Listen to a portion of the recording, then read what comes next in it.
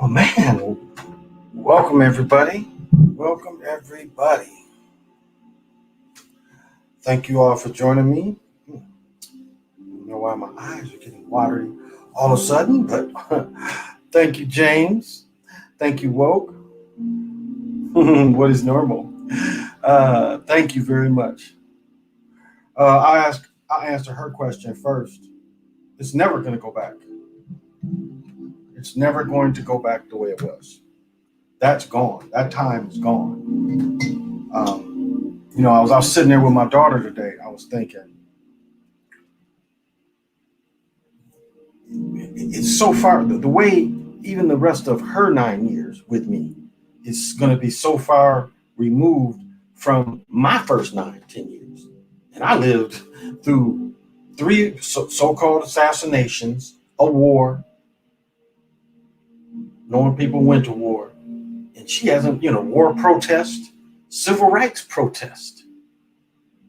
But yet, these next 9 years from her compared to my 9 years will never be where I was. I mean, that way of life is forever gone. I mean, the first thing you look at is you look at the troops up in D.C. That's never really been done before. Well, what did they say? There was a promise that the legions never enter Rome. And that was one part that was the downfall of Julius. He brought the legions in Rome. So, right now, I think they're looking at a certain amount. If it's acceptable, they're going to roll with that certain amount and saying, okay, we got to get things somewhat like it, for the simple fact is they got to spread the money back around. I mean, they can't just keep counting on all this government spending and definitely going to cause inflation. So, and they told you from the beginning, it's the new normal. Remember how they was programming people for the new normal? That was the program. That was the spell telling you it's never going back. Now, we're going to be able to go outside and bullshit, see our friends and bullshit. Yeah. But that thing is still, if you want to go to clubs, you might have to wear the mask in the club. Everybody looking like the Taliban. What kind of shit is that? You go to see a stripper and the stripper got to wear a mask. You got to wear a mask. I know some places dropping that, but I mean, remember, there was times when I Dream of Jeannie wore the mask. I don't know if y'all remember that, but there was some times where she wore the mask over. So I don't think it will ever go back. They're going to try to give us a resemblance of it. Again, to reel more people in to obey. But yeah, it'll never be the same. Never. How do I feel about Drew? about time. I mean, how long? Like at least Brady 6'4", 6'5", you kind of believable. I mean, how long was it going to be believable that little man was an excellent passer? When the last 2-3 years, he was really actually since really he got hurt, they have scripted for him for some reason. I don't know what the attraction is. He's always been a little dude. They've always had to bend the rules for his success. They had to script the games like the Super Bowl was scripted so horribly. Where remember, Baltimore was killing them. They was moving the ball down the field. And what does Peyton Manning do on the possible tie? He throws the worst read of his career, which wasn't on purpose. Again, he lost that one so he could win one in Denver. That's how they do it. I think people forget John Elway didn't. Now, Jim Kelly lost 4, but I think John Elway lost 4 too, or John Elway at least lost 3. I want to say John Elway was in 6 Super Bowls. He was at least in 5. He lost 3 or 4. Maybe John Elway only lost 3, but Jim Kelly lost 4. So they pushed him way too far, too long. Oh, and y'all hear now they talking about Marvin Hagler had got the poke. Hagler died after the poke. If I didn't say that last night. Seems like that. Hey, Preston, thank you for joining me. So we're going to continue with it for 4 years. It's going to be like 3.5, building up until the next election. We're going to have it until at least then. The mask mandates, my brother put a thing together. What did he come up with? He was saying maybe 28 with the mask. That might be something permanent. And Del Hero Del, that's just, these are types of demigods in some way, but they wear masks from now on. I guess they're kind of not demon hitter, kind of saucer hunters in some ways, but that's a way of life there. So I wouldn't be surprised if that is, because again, look at like if I got a damn the wild, if I got the wild mask, when you start seeing that kind of stuff to show you different with your mask is unique. So that tells you right then, they want to individualize and normalize the mask, the Gucci mask. Everybody, the Lone Ranger, the opposite Lone Ranger. Remember, Lone Ranger covered his eyes. Now you like right to here. And then they robbed, somebody robbed the subway. 2 dudes went in with a knife. They went in with a knife. They didn't say they how much they got away with, but they went into a speedway, not a subway. But what did they think? So very humorous, very humorous. And there's no advertisement today, but I'm just drinking this great, lovely copper infused, sugar filtered water. And so pop them if you got them. Smoke them if you want them. I guess I should say a toast to the booty. That's what George Clinton used to say, a toast to the booty. And as always,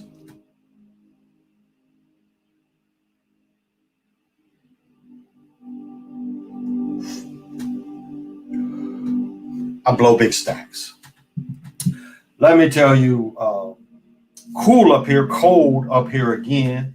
We might get snow tomorrow. Still not sure. So lazy as hell today. So I do want to give my final 4 picks. My final 4 picks on adjusted brackets. I'm going with, so let's get this right. It would have to be here. So it is going to be Illinois. I got Illinois, Ohio State, Gonzaga, Michigan. I think Ohio State beats Baylor. So I think Ohio State beats Baylor. And then it'd be Michigan playing Gonzaga. I really do think this is a replay of the 89. Now, 89, they had Michigan, Illinois meeting in the semifinal game, which was a very historic, very good game. But I think they want Michigan, Illinois. Now, with Linder out, I would be surprised if if Michigan beats Gonzaga. I really would be surprised. Lenders, that's a big loss for them, and they've lost, I think, one out of two, one out of three. Maybe they lost 2 out of 3. Yeah, they lost 2 out of 3 without Linder, or when he first got hurt. So that would be a surprise. But just looking at it as a general setup, that setup reminds me of the '89 semi. So. And I would favor Illinois. But even if Gonzaga makes it, I favor Illinois to beat Gonzaga or Michigan. So give me tomorrow. But that's my Final Four. My Final Four is definitely Ohio State, Illinois, Gonzaga, Michigan. Now, who was bragging about the big fella from Ohio State? Because the freshman from Ohio State, he damn near lost the game against Michigan when he lost the ball. Going to his right, fumbled the ball again, which kind of cost. It was a costly mistake at the wrong time. Costly mistake at the wrong time that hurt him. So, yeah, I want to put that out there. Second thing I want to put out there, I made a couple $100 again. My Wild won again. They beat, I should know who they beat. Wasn't the Coyotes again? Maybe it was, but they beat them anyway. You can look it up. But every time the Wild wins, I am going to wear the Wild colors. Think that's till hockey ends or it gets too hot. I am going to wear, because the Wild are doing so well for me financially, by golly, when they win, I am going to represent them those nights. I would do the same thing with the Timberwolves, but they don't win very often, and I would probably end up never wearing the stuff.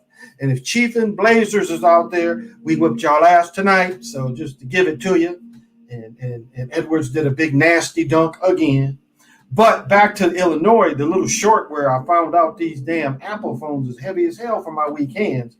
I don't know if y'all checked that video out I made, but the dude hit the sweet 3 and he fell back into the chair. Now, I've witnessed this before in years. The first story I heard was a dude who must have graduated in 62, 63. And he was in high school but playing at Western Michigan University. And he said he faded in the corner. And the way the old bleachers was with the wall, he kind of fell up against the girl. And he said, "Hey, baby, how you doing?" And ran back on court as he hit. The best one, and I didn't see that one, but the best one I ever saw was Terry Furlow. Terry Furlow was a sacrifice for Magic Johnson. Magic Johnson had about 3 people sacrificed. Well, at least 2. But Terry Furlow was a clear Magic Johnson sacrifice. Terry grew up in Flint, played at Michigan State. But Terry hit one from damn near half court. And fell, and because the way the chairs were closer to half court for you to check in. It was like the clock table, the officials table, and the chairs were kind of closer to half court than what we see now, where the chairs are kind of further down a little bit. Right then they were there. Terry hit one and fell into the chair. That was on national television. So it reminded me of those stories. So I wanted to add that. Abe said, "What's up to President?" Let me bring this up so I can see. Oh, there we go. Hey, COVID. Oh, COVID goon, what's happening? Thank you for the kind words. Did you hear today all these shots stipulated? I did not watch that game. They put New Orleans on, and New Orleans beat the Clippers. They put that one on. They blew the Clippers out. I didn't think the Timberwolves was going to win because the Timberwolves was up 18 with like 3-4 minutes left, and they only won by 3. To just tell you how sorry they was tonight. They won, but Edwards, I don't know if I didn't do the Edwards highlight because it's like almost every game now he just does just the nasty dunk, and he did another one tonight. So you see the highlights on ESPN, but he looked good. James, my brother, how could Curry? How come Curry hasn't sacrificed anybody? You know, if you really look at Curry did have a sacrifice. Mark Jackson was sacrificed. Mark Jackson was coaching,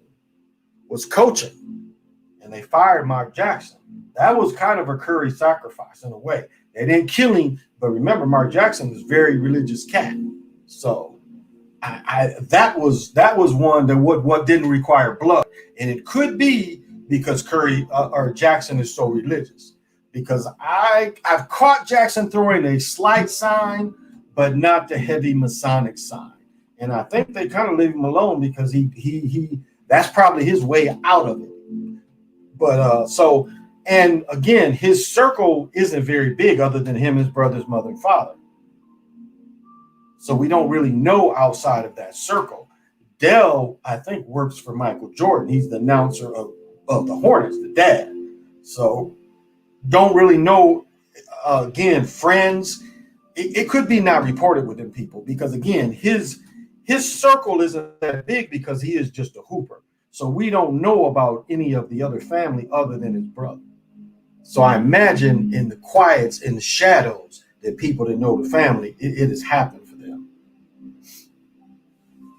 That makes sense. Because like I was saying with Terry Furlow, a lot of people wouldn't have got that.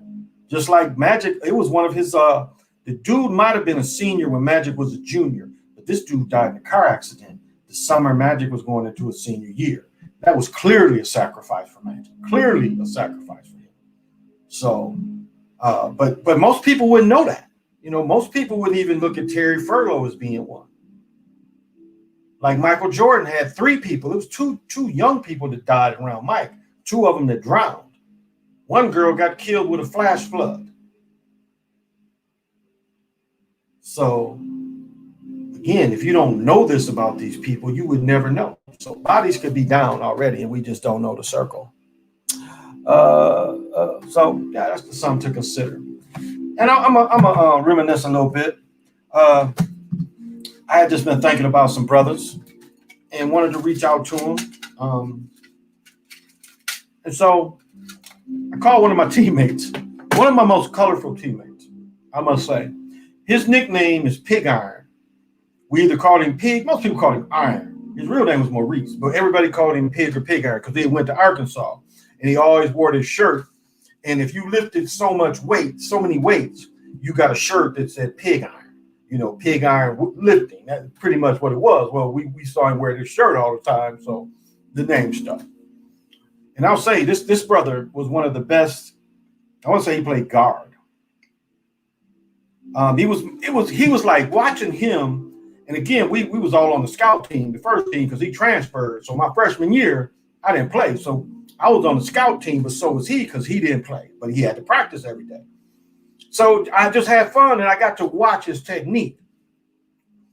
And by the time we both played the next year, I mean, my sophomore year, we led the nation in rushing for all divisions. We set a record at the time. I don't think it still exists, but we set a record in rushing and on the 80 team that won the Gold Bowl. And so he was the first good offensive lineman that I really watched his technique. And we were friends, we were roommates, and I forgot we was roommates because he started, and this is what's funny when I talked to my teammates. I was like, man, I called him, he's like, hello, and I know they probably saw Minnesota. He was like, hello. I'm like, man, I think you owe me $10 from back in 82. He started laughing. He's like, I don't know you know anybody. He was like, who is this? I'm like, this is Toby Macon. And he was like, Ginyard. Now, when I was in college, I was never called Toby. Women, I introduced myself as Brian, but I never was really called that because my first nickname was Freaky Toby. No, I'd go back. My first nickname was Professor. I used to have a shirt on that said Mr. Wonderful. And one day I'm walking into the locker room and we had a player called Too Tall. And I was buzzed. I walked in there buzzed. And Too Tall, like 6'7", 245, banned from 3 states. And he looked at me and he said, what's so special about you? And I just turned around, looked at him and said, this dick. And the whole locker room just bust out laughing. He even laughed because it was just, it was just a good one. So he called me Professor, and that's what he called me. My other friends called me Freaky Toby, Freaky, and it turned into Freak. But my sophomore year, I started calling my friend Squirrel. And everybody called him Squirrel. They still call him Squirrel to this day. And this is the name I gave him. So he tried to get me back, and he looked at one of my pictures, and he said, you look like Lonzo Ginyard. It was a picture when I was 12. He's like, you look like Lonzo. So sometimes they would call me Lonzo, but Ginyard stuck. And that's what my friend said. He started laughing. He's like, motherfucking Ginyard. And so he reminded me of an episode He said, you remember you had that pound of weed and you bought that pack of rolling papers and you bought 4 or 5 lighters. Oh, and it was something I had completely forgotten.